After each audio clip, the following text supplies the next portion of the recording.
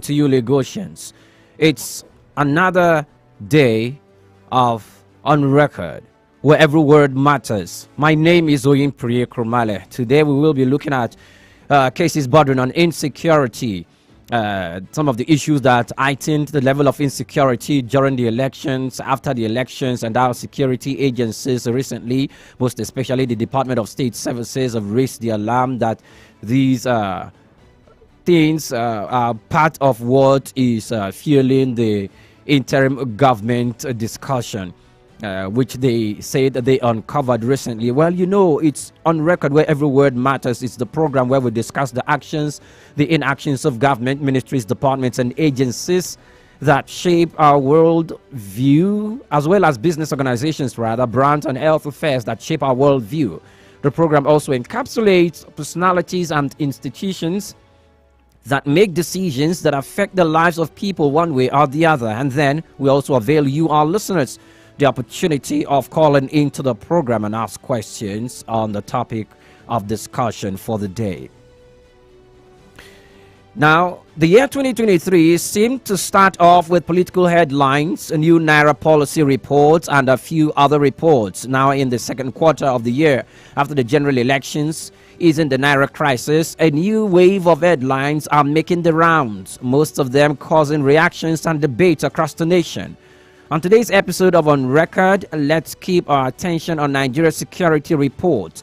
Our guest is a security expert, Darlington Momo Umoru. Will take a breather here, and when we come back from this break, we will jump into the conversation so we can have a robust talk with a security expert. It's On Record, where every word matters. Don't go anywhere.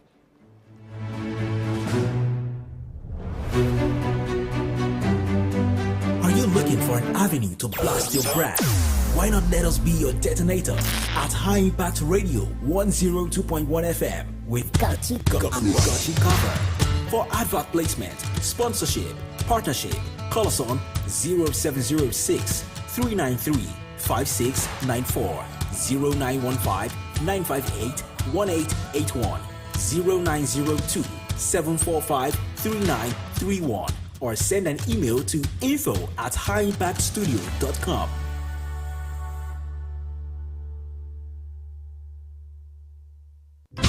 Let's discuss big stories from the dailies that caught your attention during the week on The Big Five. Every Saturday from 7 a.m. to 8 a.m. on High Impact 102.1 FM. To share your views, call 0700-1021-1021 on WhatsApp 0907-224-5018. Let's hear your thoughts on The Big Five.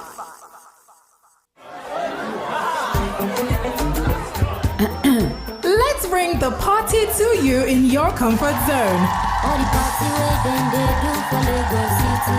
Food, drinks, music, and all kinds of fun fare are now available for fun lovers on Aria Express. Every Saturday, 3 p.m. to 5 p.m. only on High Impact 102.1 FM. Well, this Saturday, if we know we should go. Me, I am ready for the party. Oh yeah, I want to be smart. I go really early. Oh, I know your story. What did you do when you got that Easter break off work last year? Nothing? What about the year before? Same old nothing? Take this as your cue to snap out of that boring routine. Be extra about your Easter this season. Come make delightful and unforgettable memories with your family and friends at High Impact Amusement Park. From the 7th of April to the 10th of April 2023, everything will be perfectly curated to create extreme Easter excitement. Good food and drinks, fun games for adults and children, a fully functional gym, service departments, and a lounge. All in a safe and secure environment. The best part is, when you buy 2 access tickets, you get 1 access ticket completely free. Yes, 1 access ticket free. Vouchers for games can be purchased at the park. For more inquiries, call these numbers 0814-229-9509 or 0812-271-4373. You simply don't want to be left out. Terms and conditions apply. High Impact Planet Amusement Park and Resorts, destination of choice. Do you know bad production can kill a great content idea? Do you want to have a photo shoot, audio production, or do you need a professional voiceover artist? Do you simply want unmatched cinematography, video production, or just event coverage, such as weddings, birthdays, or burials? Or do you need a space for meetings or conferences? All these are possible with High Impact Studios. Don't bring down your creativity, let's help you take it high. And out of this world with our state-of-the-art equipment and first-class studio space. We give you the quality you deserve at the best rate. For more details, call 0706 393 5694 or 0915 958 1881. High Impact Studios, the future.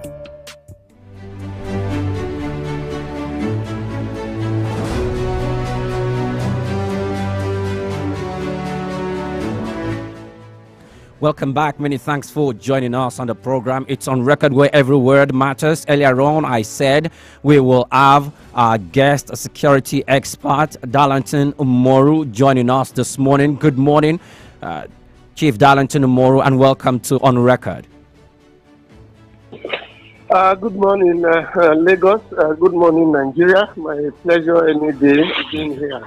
Welcome once again. Now, Chief Darlington, ahead of May 29 handover, the Defense Headquarters on Monday, April the 3rd, 2023, vowed to resist anything that would truncate democracy in Nigeria.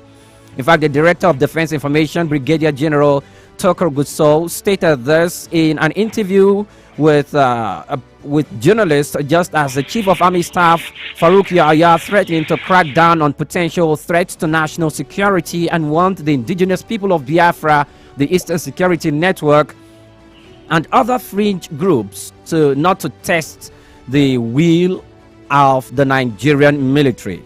But before then, let's talk about political grievances of key which seem to be key drivers to insecurity across the country. Not long after the presidential, the National Assembly, the gubernatorial and state assembly elections between the 29th and the 30th of March, the Department of State Services, DSS, officially confirmed to Nigerians that a section of the political class is planning for an interim government. This particular announcement heightened the already tense security situation in the country. How do you perceive this? Well, I talked on this elaborately yesterday on television, live program. I also did that the day before yesterday on another television. I will still say what I said. The DSS, like you rightly said, has only succeeded in heating up the politics some more. The DSS is supposed to be the secret police, and one of its responsibility is to gather intel. You know, when you talk of being proactive, being proactive comes from intelligence gathering. When you gather intelligence, you know what is about to smoke, and then you work on it. There's what I call security circle, where security agencies and the military meet and share ideas, particularly when it has to do with insecurity or anticipated insecurity. Okay. Now, there's what we also call synergy amongst security agencies. The DSS primary responsibility is to gather intel and pass on this information, share this information with other security agencies, and then the next, if there's supposed to be an arrest and all of that, the police takes over from there. Yes. Or the DSS itself, which also has constitutional power to make arrests, can also do some arrests. But incidentally, the DSS failed in its primary responsibility. They failed in the sense that they gathered enough intel, which ordinarily has been in the air. It was no news to the rest of us that people were talking about instituting an interim government which is not within their constitutional circle or power. Okay, the DSS gathered that information. What we expected the DSS to have done was to investigate all of those who were working on that theory and then make arrests if they have convincing reasons to make such arrests to establish prima facie on those matters. Otherwise, they could have also invited the suspects. Okay. And then have a chat with them and then find out from them whether or not what they have found was real. But going out to the press to blow it up, to say that some persons were planning this and planning this, which were part of one of the wonderful jobs they've been doing, but they ended up not handling it well. The expectation should have been that you noticed or you discovered from intel that some persons are planning what is not constitutional. What is expected of you? You go for you investigate them properly. After those investigations, if you are convinced, and then you invite them over or you make arrest. But now that has been blown up, what do you expect? Some of these persons will either be forced to go on exile or take their leave to avoid arrest and all of that, to avoid arrest or to stop whatever would have come out from justice. We have a proper justice system which is supposed to take over from where the security agents stop. That is in terms of prosecution, and arraigning them before the law courts. And then let the law courts look at the matter, the pros and cons, and then declare properly whether these offenses are treasonable, whether these persons are guilty. If it is treasonable, whether these persons are guilty of treasonable offense, or if they are guilty, what are the constitutional provisions for those who have committed treasonable offense? But now that the matter is in this way, it is not just the DSS that told us that there will be an interim government. You recall that even before the general elections, the thing almost became a religious war.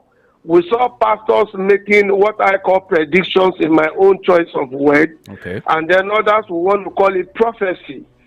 To state that some persons will not win the election and some will win, and then the end result will be that there will be an interim government where certain persons will be brought in place to sit to manage the interim government and then conduct another election at other times. So what is happening now? Is it that there are prophecies, they are trying to make it look good or make it realize it? Now, the Nigerian Constitution, as amended, does not have provisions for an interim government, which means that not even your sitting president at the moment, I'm talking about His Excellency President Muhammadu Buhari, has the power to institute an interim government. The Constitution is clear about it. Peradventure, where there's no president, there's a vice president. Peradventure, where there's no vice president, there's a Senate president.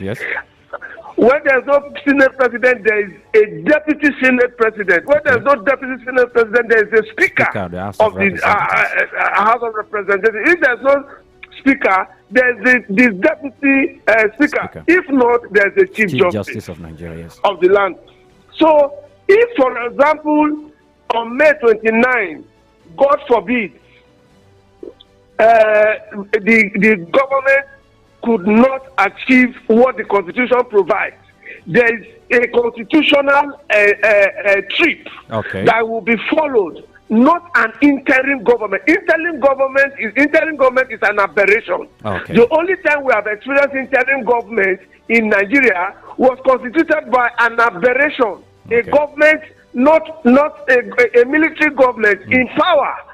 And so, in a democratic process, you cannot even have an interim government. Now, those who are talking about interim government, They do not even have the power to constitute an interim government. So how are you going to do it? Okay, yeah, Chief Darlington. In fact, because the DSS has at the moment not made it known to the public on who exactly is constituting or is trying to foil or is trying to force an interim government on Nigeria, I will want to hold us down there. Nobody can do it. You cannot do it. No, because if the DSS, just a moment, Chief. How would you do it? Just a moment. Because the DSS only came and told Nigerians, and they did not say this Mr. XYZ or Madam XY, Madam QR did this, that she or he is the one plotting that. So I would just want to hold up on that. But after then, I want to say people or groups coming from the 6 geopolitical zones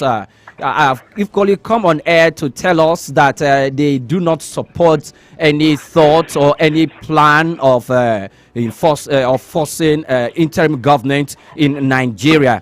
And the just concluded election was more of a 3-horse race. To mention Bola Ahmed Tinubu of the APC, Atiku Abubakar of the PDP, and Peter Obi of Labour Party. Bola Ahmed Tinubu emerged as the president-elect, and the other 2 aggrieved candidates have chosen to go to court, which is the constitutionally laid down process to seek redress. In some quarters, the attempt or the action by the 2 aggrieved persons to go to court is perceived as what is termed as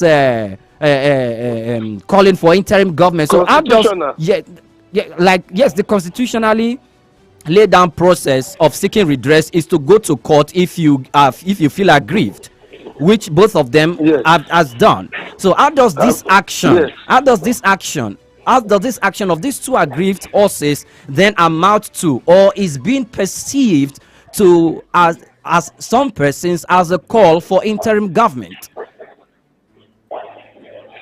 Well, you have said it all. What the Electoral Act provided, I think the Electoral Act of is it 2022 as amended now? Yes. What it provides for is that if you feel aggrieved, there must always be disgruntled people, during and after elections. Now, if you feel aggrieved, what the Electoral Act provided for is that in 21 days, do a petition to the tribunal. If it's in the case of the presidential election we are talking about now, the first court of hearing, that is the tribunal, is the High Court. Okay. Now, in 21 days, you are expected to do a petition to the High Court, stating your grievances and making prayers. He haven't done that. That's 21 days after the election or after the declaration of the result. Now, within that 21 days, you must do so if you feel aggrieved and you want justice.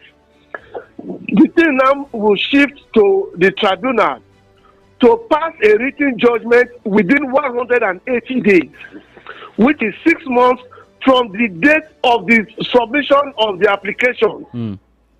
Are you following it? Yes. Now, the tribunal is not the last court of hearing. Yes. The appellate court in this instance will be the Supreme Court. Yes. Okay, so the matter ends in the Supreme Court. So whatever happens at the appeal court, the tribunal, you want to make an appeal. You are not satisfied. You are dissatisfied. You make an appeal to the Supreme Court, who will not sit in odd number to look at the judgment of the tribunal and then look at the pros and cons and then pass a final judgment as to what it is. Okay. Like you rightly said, it was a 3-horse race. And these 3 horses, you have mentioned them. There's no need for me to mention them again. Okay. They have gone to court. They have respected the constitution and they have gone to court. Yes. That's the other 2 Yes. who didn't win the presidential election. Yes. But even so, I'm sure you are not oblivious of the fact that NBC slammed a television station for allowing a provocative pronouncement by the vice presidential candidate of one of the political parties that appeared before it. Okay. That talked about ending ending democracy on May 29th if the person who was truly elected, talking about the president-elect now, Bola Ahmed Tinubu, if he is sworn in on the 29th of May, which is just next month, that democracy will come to an end. Even when the anchor of that program tried to stop him from making inflammatory statements on air, on a live television, national television program, he desisted and went ahead to repeat himself and stated it. Now, these same people are in court. Would you say they are not in court? If they are in court, would they have gone out? Is it also good for them to have gone out to make such pronouncements to further heat up the polity that is already hot? This is what we are saying. And so these pronouncements that are coming from here and there, they don't even have the power to institute an interim government. They do not. How would they achieve it? Okay, thank you. Tell me, how can they achieve it? Okay, thank you, Chief Omoro. Now, this is on record where every word matters. Do remember that you can participate on the program. The numbers to call is 07. Okay, we have a caller already. Good morning and welcome to On Record. Your name and where you're calling us from, please. Hello?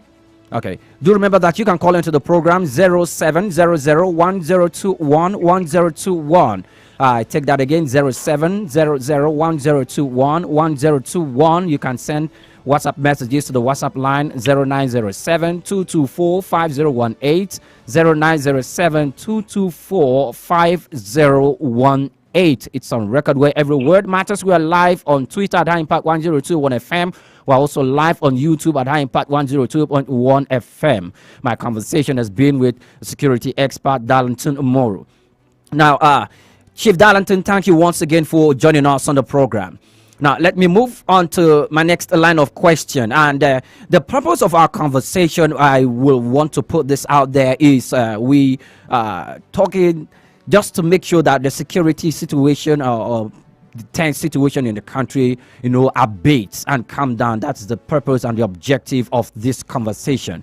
And so, talking about, there's a call. Good morning. Welcome to On Record. Good morning. Welcome to On Record.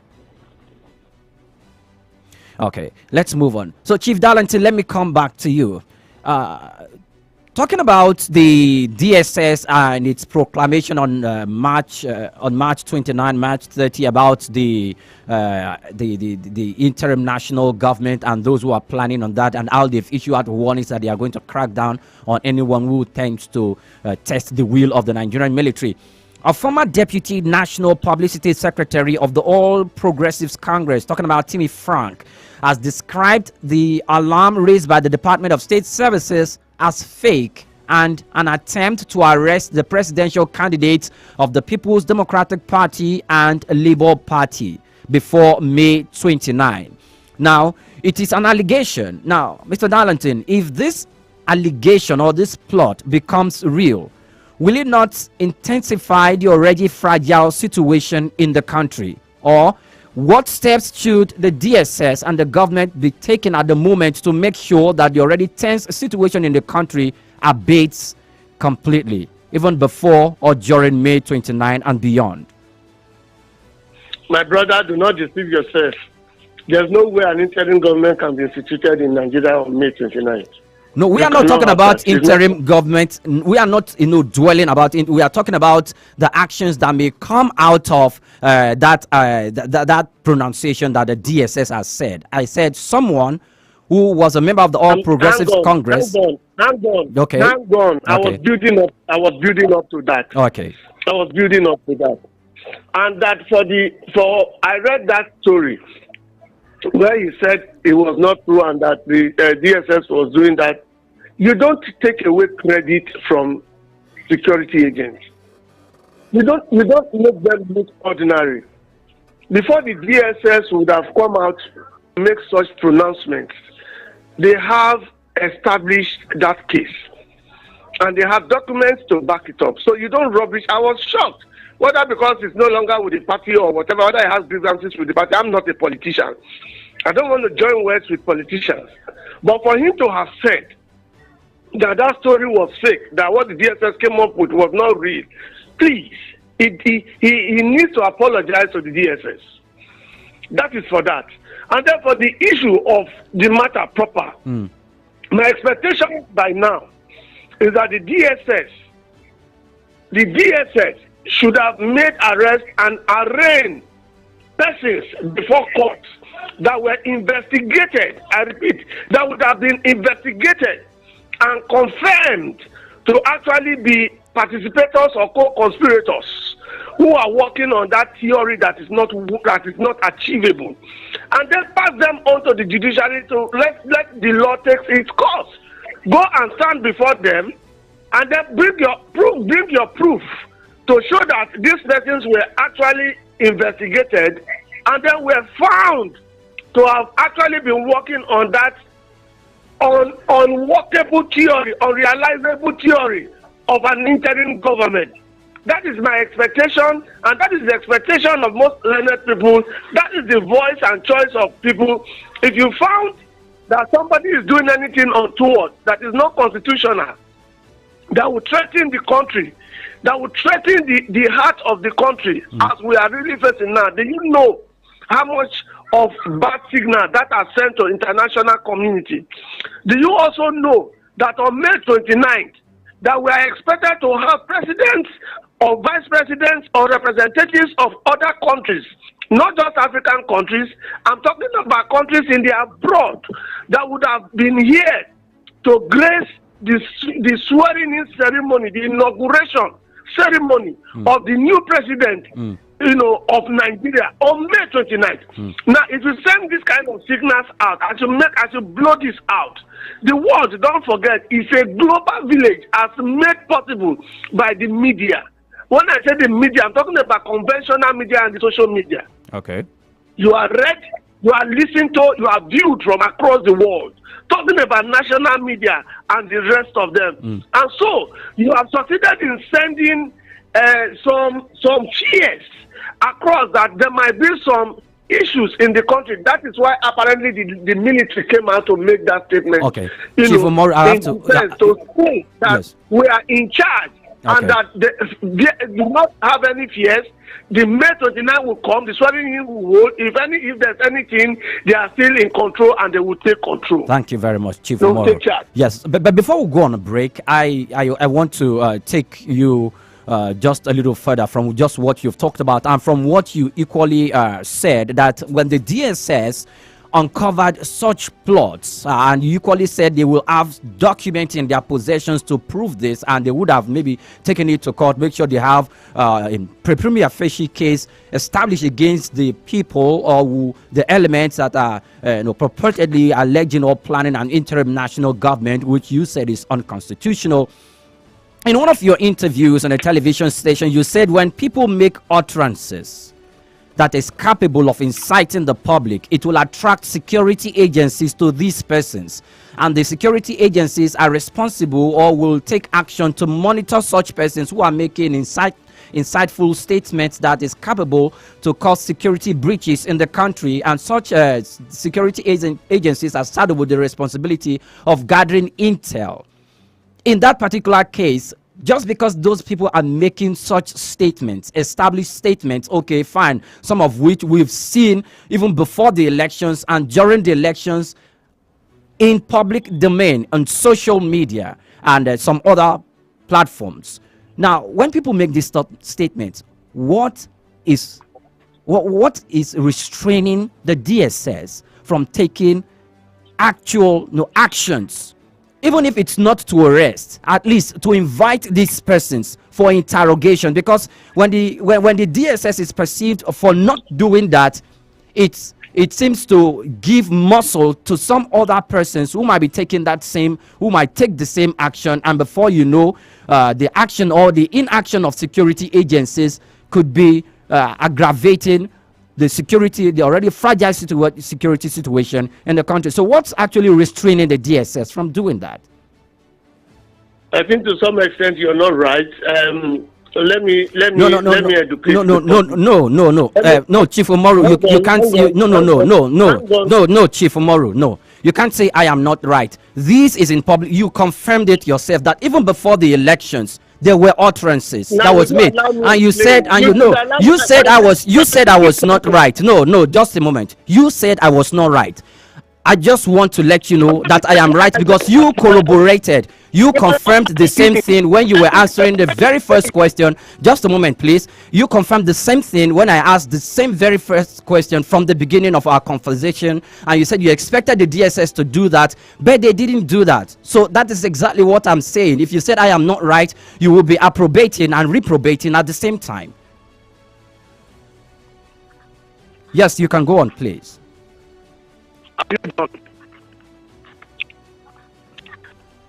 Now, the workings of security is different from. Oh, hello, Chief Umaru. Hello, Chief Umaru. I think your line is breaking. Are you hear me now?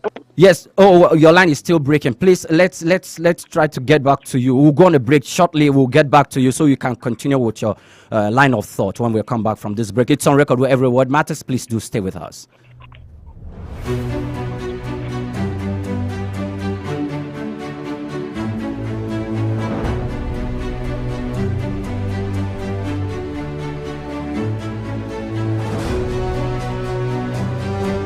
If it's public opinion, expert analysis, information that matters to you, we have it on record Mondays to Fridays, 9 a.m. on High Impact 102.1 FM. Call us 0700-1021-1021. WhatsApp 0907-224-5018. Looking for something away from the regular? Television shows that will keep you glued to your screen? Then High Impact TV is your best choice. We give you the best television shows, educative and entertaining programs. Keep a date with our breakfast show, tea or coffee. Weekdays 7 a.m. to 10 a.m. Newspaper review. Weekdays 8 a.m. to 9 a.m. Midday special. Weekdays from 12 p.m. to 2 p.m. We also keep you informed with news around the globe every day 9 p.m. to 10 p.m. Also, we have exciting shows like Babbles, Fashionista, SLR, Vibes, Young Boss, and much more for everyone only on High Impact Television. Catch up with us on StarTimes Channel 145, High Impact TV, securing the future. Are you looking for an avenue to blast your brand? Why not let us be your detonator at High Impact Radio 102.1 FM with Got You Covered. For advert placement, sponsorship, partnership, call us on 0706 393 5694 0915 958 1881 0902 745 3931 or send an email to info@highimpactstudio.com.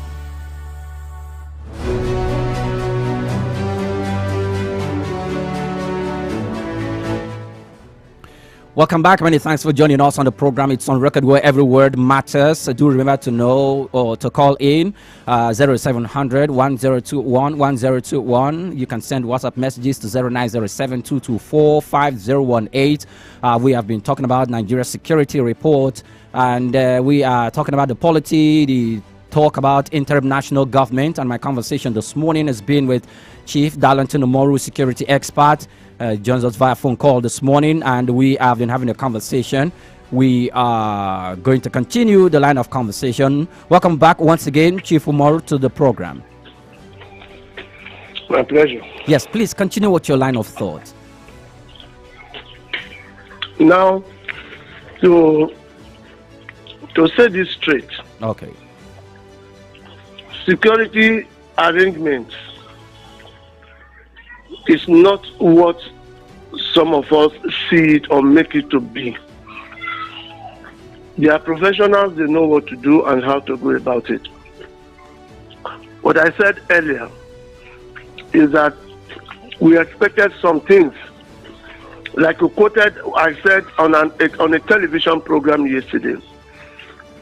I said, if these persons have not been invited or arrested, apparently they are being followed up. And I also brought in the NBC, collaboration of the NBC, collaboration of the NCC, with the security agents at this time, and then all the security agencies apparently would have been working together on either what is called lead or some other program to suit their plans. Now, in other climes, like I did say on that television station also yesterday, the way security is done, when there's an issue, they do intel, they gather their intel, and then they start investigation. They complete investigation before they make arrest or invitation or take those people to court. But what we have had in this part of the world, over time, is that sometimes arrests are made before investigations are carried out, final investigations are carried out. Okay. That's why sometimes when people are arrested, before they take them to court, they will tell you that they are still doing their investigation. Now, this subject you are talking about is a chain. Okay. It's a subject that would have involved a chain, a number of people that could be linked to anybody. You will be shocked that this subject, in the course of investigation, could even lead the DSS to other countries. For other persons outside this country, for instance, who may have also had a hand or contribution in talking about this subject we are discussing now. And so, I think what the DSS is trying to do, apparently, like I said yesterday, is that they are still investigating the matter, and maybe to them, I don't work with the DSS, but to them, in conclusion, they cannot bring these people to book, and then Nigerians cannot see faces and all of that. That's one theory. Another theory could also be, these are my own assumptions, not the words of the DSS. Another could also be that because of the state of the nation at the moment, the heat in the politics, and with the proximity, the nearness of May 29, they may feel that if they make arrests, particularly if some of these persons whom they would have discovered from Intel are talking about this interim government of 18, which is apparently a treasonable offense. If there are people in this country who, if you make arrests, could stir further problems that could now help to disrupt the May 29th, they may want to continue their investigation and take it slowly. These are some of the possibilities by my own judgment or assessment that could be delaying arrest of all of that. Again, I'm not speaking for the DSS. Because I am not a member of the DSS. And finally, one thing you must understand, the DSS will not come to the media to put out there its plan, particularly as to what it is doing right now to attend to this very serious issue. They will not come out to tell you precisely that. They have told you what they ought to have told you, which by my own assessment they shouldn't have said altogether.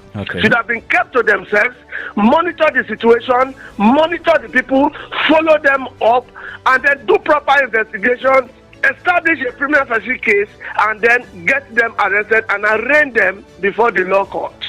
So they know what they know, they are doing what they are doing, but we are accessing what we have seen from our own level of understanding and giving it the interpretation. That's why somebody even said that it was fake, which was wrong.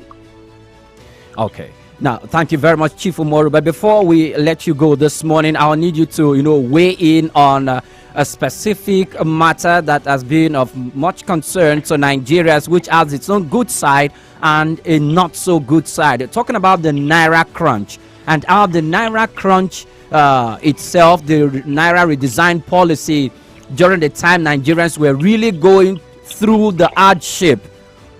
We perceived and we noticed that the spate of kidnappings and asking for ransom dropped drastically, and this was because at that particular moment in time, the old naira notes was not used as a legal tender. It was not being exchanged for financial transactions, so it went down. But after then, it looks like the spate of kidnapping and terrorism is picking up again. What exactly is it? Was it that the what do you make from this? Ask your question, please. Yes, yeah. What do you make from the effects of the naira note that has an implication on the spate of criticism of terrorism and kidnapping when it was in operation, and now that it's now a different story, the spate of criticism is picking up again? I refuse to kowtow to that theory. I refuse to kowtow that theory that says that it is because of the relaxation of the Naira redesign policy, particularly after the pronouncement of the courts that brought out these people again, or that because there was no Naira in circulation, not much Naira in circulation, was the reason these people went to bed. I totally do not accept that theory. I remind you that Mr. President gave a marching order. I said this on your program recently, that Mr. President some time ago gave a marching order to the military and said terrorists, bandits must be brought to their knees on or before December. It's on record that Mr. President gave a marching order. Even before the issue of the Naira redesign policy came on board, if we want to be sincere to ourselves, go do research and find out what was the percentage of terrorism that dropped between when Mr. President gave that marching order and December, and between when the Naira redesign policy took effect. And they come back to tell me that it was after when that was realized that there's no Naira that made the bandits to return. Okay. I leave that to you. Okay. Chief Omoro, there was a particular time that Mr. President, when the issue of herders, farmers clashes, and the herders running amok, bandits moving around, and there was a top discussion about the handling, the buying, and access to AK-47 rifles by these bandits, some of which their instruments can, contend with that of the ones that are in the hands of the military or the security agencies. That Mr. President gave a marching order that anyone who is not licensed to carry AK-47 rifles, if the law enforcement agencies or the military sees one with such, they should shoot them. Shoot at sight. Yes, shoot at sight. Despite that statement, we had issues. In fact, that statement, if it was not made before the train station was attacked, before the Edo train station was attacked, that statement had already been made. And after that statement, there were still series of attacks that shook the nation. We knew that at several times Mr. President has given that order. Now, we are not saying that Mr. President's order is not having effect, but we are trying to establish that even with after such orders, we've seen shocking news of the activities of terrorism. And we equally see from our studies that the Naira redesign had its own effect too. So, is there a way that the administration or security agencies with the federal government can work on a policy on monitoring on transactions, which I think is something that is already on, to make sure that those who are sponsoring illicit activities are brought to book, are monitored properly, and brought to book? Now, I'm not a spokesperson for Mr. President.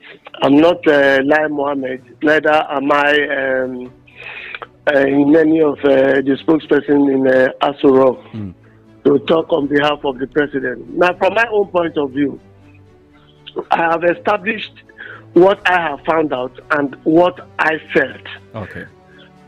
And precisely that, what I tried to prove to you was that before December and before January, we have had a drop of insecurity issues in Nigeria. If you don't want to tell yourself the truth, then it means you were not in this country. That is for that. The headers matter. When Mr. President gave a marching order, when he said that any header or anybody, not just header, anybody found publicly with an AK-47, we call it assault rifle. Yes. That is not legally licensed to carry an assault rifle. Don't forget that the arms law does not permit the issuance of assault rifle to individuals. Aside from security agents. So it is a grievous offense if you found an assault rifle with anybody. Even the guns that are allowed to be carried by individuals haven't been licensed. The assault rifle is not in that category. And so, because of the proliferation of small arms in the country and how small arms was affecting security in the nation, Mr. President gave that order, an executive order, which permits the security agents to take out any individual found carrying an assault rifle publicly, whether using it or otherwise, in that order. Even so, the activities thereafter of headers dropped. We had activities of the headers more at the middle belt, talking about the north central region now, if you want to categorize insecurity at the various regions in Nigeria. We had more of the header farmers issue along the middle belt, which you will ordinarily refer to as the north central part of Nigeria, the north central region. Now, Benue, Plateau, Nasarawa were the main people on that belt that actually suffered that insecurity issue. Now, when Mr. President gave that order, you do not expect that it would have been an automatic thing for those who were illegally, the illicit carriers of the firearms, to have just immediately ducked. You will still have pockets of insecurity matters by those same people until, look, to bring back Nigeria to a saner climb where you will not have insecurity will not be a matter of 1 decade. If you think it's a matter of 1 day that Mr. President makes a pronouncement, even Mr. President himself, who is the chief security officer of Nigeria, who is a security person by training and by profession, knows it. That's why apparently when he's giving a marching order at such levels, he does not say in 24 hours. He gives a period, a space of months where he thinks this could be achieved. And so anybody who was expecting that after he made that pronouncement, that in 24 hours the headers farmers issue would have gone underground, the person was making a grievous mistake. And so, as we speak today, we know that the country is suffering from proliferation of small arms and light weapons. And let me make this very clear to you today also, that research has shown that the illegal weapons circulating in the hands of the non-state actors far more outweighs the weapons in the hands of the state actors anywhere in the world. Anywhere in the world, I repeat, anywhere in the world, weapons, equipment in the hands of non-state actors outweighs. Now, that is why when we talk about arms smuggling, local arms manufactured by the blacksmith, and then we talk about the control. I tell you this, ECOWAS, for instance, as we speak, has placed a ban on the importation of arms by countries under that umbrella. And now, if you must import arms by any country, you must obtain a certificate of there's a particular certificate you will obtain from ECOWAS. And to obtain that certificate, it is that certificate you will present to the group of arms manufacturers abroad to certify that you have been cleared. I'm talking about a country now. You have been cleared by ECOWAS to purchase those arms before they can even sell those arms to you. What is the essence? The essence is to have what is called arms control. Okay. Arms control, because if you look at it, some of these arms are stolen from security agents. You have seen situations where terrorists even kill security agents. You have seen situations where terrorists even go to military barracks to invade military barracks. Yes. What do they want? You have also seen situations where security agents have ambushed the military. Why do they do all of that? Beyond wanting to take control over our gallant military men, they also want to steal weapons. Okay. Purchased by the Nigerian government or any government to be used by them. Okay. And so to have control of some of these arms, that was the ECOWAS. That certificate is called Certificate of Exemption. Okay. That is why ECOWAS put up that policy for its member nations. Okay? Yes. And then they are monitored. Okay. And then that's why you also have let me not take you too far. Okay. It's a deep subject. Okay, thank you so much. So apparently, the president would do any president. I'm not talking about just the president now. I'm not talking about His Excellency President Muhammadu Buhari. Yes. Whoever becomes the next president must follow those security rules. Must do whatever it is, because one of the priorities of a sitting government is to ensure that lives and property of its citizenry are protected. Thank you very much, And Chief. who takes charge of all of that? The security agents and the military. Thank you And so they are much. doing well. They have done well. We'll continue to encourage them, and we'll make sure that they continue to do well. Thank you so much, Chief Umar. And we also want our security agencies to overcome terrorism, banditry, kidnappings, and all vices in our society. Thank you so much for your time, security expert Chief Darlington Omoro, for joining us on record this morning. My pleasure. Any day, anytime. You're most welcome. Let's go. Thank you. And that's where we draw the curtain today on record. My name is Oyin Priye Kromale. Good morning.